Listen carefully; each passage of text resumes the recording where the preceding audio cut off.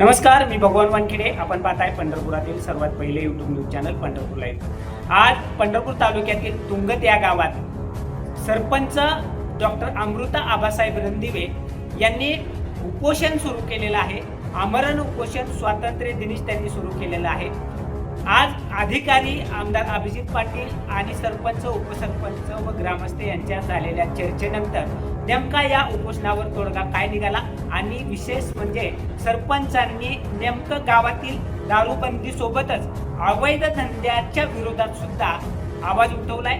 यानंतर अधिकाऱ्यांनी काय उत्तर दिलं आणि सरपंचाची नेमकी काय भूमिका आहे ते प्रसिद्धी माध्यमासमोर डॉक्टर अमृता रणदिवे यांनी स्पष्ट केले. 15 ऑगस्ट दिवशी तुम्ही गावामध्ये उपोषणाला बसलेला ग्रामपंचायत आणि या ठिकाणी आमदार अभिजित पाटील आणि काही अधिकारी पण आले. काय ठरलं?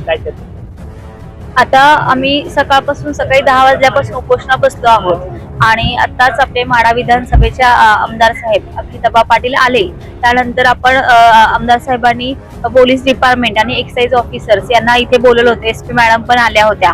तर आमच्या ज्या प्रमुख मागण्या होत्या की जिथे अवैध धंदे चालत आहेत त्या जागा सील करणे, त्यासोबतच तिथल्या जागा मालकावर गुन्हा दाखल करणे आणि जे काही अवैध धंदे करतायत लोक तर त्यांना तडीपार करणे, या आमच्या प्रमुख 3 मागण्या होत्या.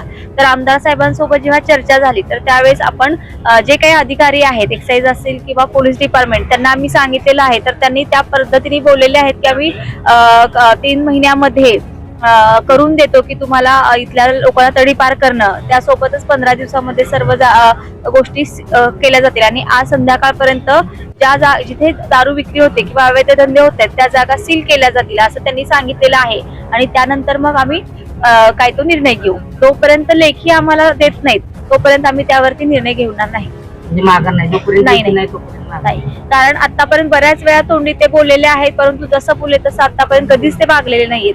त्यामुळे आपल्याला जे काही असेल तर त्यांचे जोपर्यंत लेखी येत नाही की ह्या कारवाई केली आहे, हे सील केलेलं आहे या पद्धतीने किंवा किती महिन्यामध्ये ते पूर्ण आमची कारवाई करून देणार आहेत आणि गाव पूर्ण दारूमुक्त करणार आहेत किंवा अवैध धंदे मुक्त करणार आहेत, हे लेखी आल्यानंतर आम्ही त्याचा विचार करू. गुन्हे दाखल करण्यासंदर्भात काहीतरी चर्चा झाली. हो, काय होते?